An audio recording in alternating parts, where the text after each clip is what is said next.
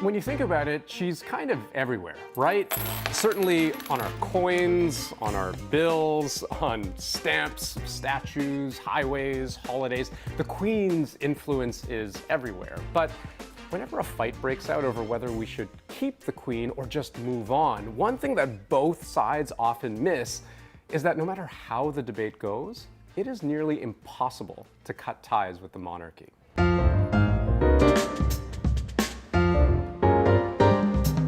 Now, when we started looking into this, one thing that very quickly became super obvious was just how big of a task we're talking about here. See, Canada's federal political system is made up of three parts. You have the judiciary, which is the courts, right up to the Supreme Court of Canada. You have the legislative, which is Parliament, House of Commons, and the Senate. And then you have the executive, which is the Prime Minister and the Prime Minister's office and cabinet. All three work under the monarch, currently the Queen. Abolishing the monarchy would mean chopping off the head. We go now to Parliament Hill for the ceremony of installation.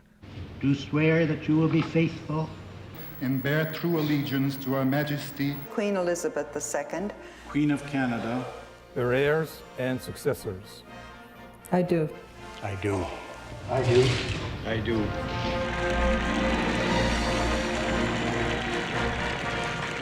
The constitutional monarchy is a system where you have a head of state who is a monarch, so a royal person, and their power is very limited. Oh, by the way, this is Philippe Lagacé. Phil, you can wave hello. He's a professor at Carleton University, also an expert on that, intersection, that juicy intersection point between the crown and government and where power really lies. So if the Queen's role in Canada is sort of baked into the constitutional framework of this country, how hard would it be to change that part of it? In the Canadian context, it's actually quite difficult. We have baked it in the hardest amending formula in our constitutional framework, which means you would need to get all the provinces and the federal parliament to agree. In all likelihood, if you want Canada to become a republic, you should try and go to the United Kingdom and convince them to become a republic.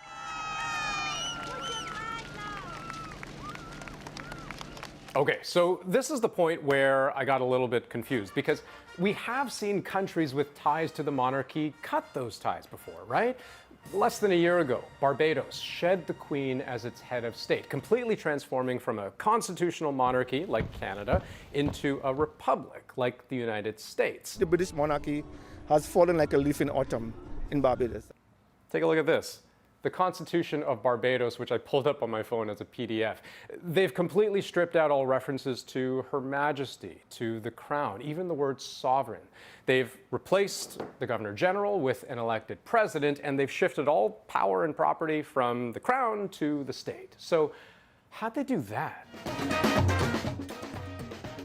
Ultimately, what it came down to was that the bar in Barbados is so much lower than it is in Canada to effect this kind of a constitutional change. All they needed was a 2/3 majority in Parliament, and then presto, it's done. So in Canada, it would be very difficult to unplug from the monarchy in a wholesale way. But that doesn't mean that there hasn't been a gradual, very deliberate chipping away at the crown. I affirm that I will be faithful and bear true allegiance to Her Majesty, Queen Elizabeth II, For example, and many of you watching will know this firsthand, to become a Canadian citizen, you need to swear an oath of allegiance to Her Majesty, Queen Elizabeth II, Queen of Canada, her heirs and successors, which, if you came here from a completely different part of the world, you might see as really strange, even offensive. In 2014, 3 longtime permanent residents did not want to pledge allegiance to the monarchy, and they took their case all the way to the Supreme Court of Canada. Dror Bar Natan was one of those 3 people. And that was the part we fought against. I find the idea that one person is born with privileges relative to another, and that these privileges are state-sanctioned and hereditary and supposedly last forever. I mean, I found this idea repulsive. But the verdict, none whatsoever. The Supreme Court wouldn't even hear the case. The lower court ruling was upheld, which was essentially that the oath is foundational to this country's system of government. And until that changes, it's just part of being Canadian.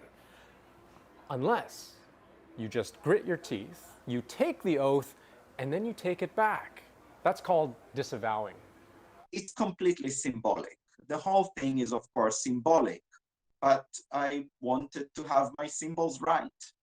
Now, none of this really approaches the question of abolishing the monarchy altogether. And keep in mind, for a lot of people, that's more than okay. Because this was the point at which I started wondering, is it even a good idea to cut ties with the Queen? Yes, there are all kinds of passionate arguments about cost, about independence, about colonial history, but it may surprise you to know that for many Indigenous communities in this country, there is a real weight between that relationship, between them and the Crown. Now, Delia Opikikyu, hello. Hello. You are a Cree lawyer. You're also from the Canoe Lake First Nation in Saskatchewan. Yes, I am. And you've spent a huge portion of your life devoted to treaty rights. That's correct. In this country. So can I ask you, why would it matter if Canada were to abolish the monarchy?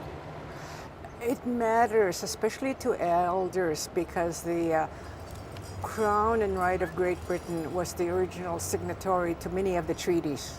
And so for many elders, it means that the Crown and Right of Great Britain acted as a protector. Now, is that still important today in a legal sense? It's more symbolic now, because Canada took over the protection of treaty and Aboriginal rights under the 1982 Constitution. And the provinces also, according to the courts, have responsibility to implement and enforce the treaties. Right. And so I guess I'm wondering how much that symbolism really matters. I think the symbolism was very important under Queen Elizabeth. I don't know if that's going to follow through with Prince Charles.